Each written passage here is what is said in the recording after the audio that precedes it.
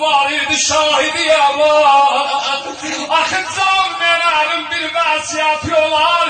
Gördü Ali Ekber'in dodaqları dəyir bir-birinə. Ayda.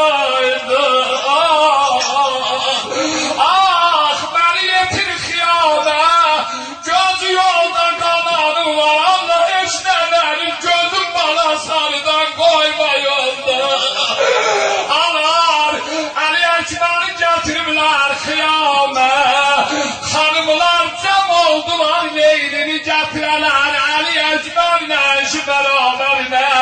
Rəsmidir leyli, hayayini Zeynəbinlə əyləşdi. Ali Ekber'in ayak səmtində. Bu cümləminə sizi dua eləyən oğlunun qanlı ayaqların nənə aldı əlinə. Ali sen dünyaya gələndə hamı mənə göz aydınlığı verərdilər. İndi gələnlər deyirlər Allah səbri versin sənə ay yaralı. Ya Hüseyin,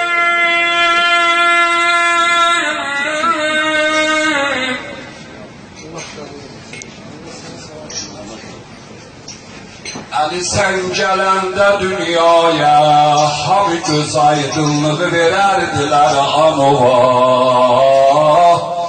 İndi gələnlər deyirlər Leyli Allah səbri versin sənə.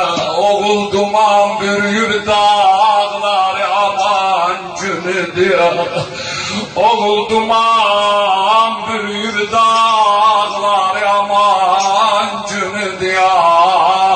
Anon qocalır bundan belə bala sensizlik yaman günüdür ya. Ya Hüseyin, ya Hüseyin, ya Hüseyin ləblərimə salqarı kolsər yaraşa. Ya Hüseyin,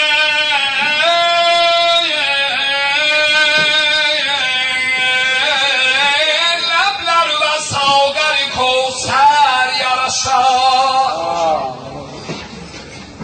Ay kəsilən əllərə pərçəmi İslam yaraşar. Bir nəfərin alıp gətirəcəm.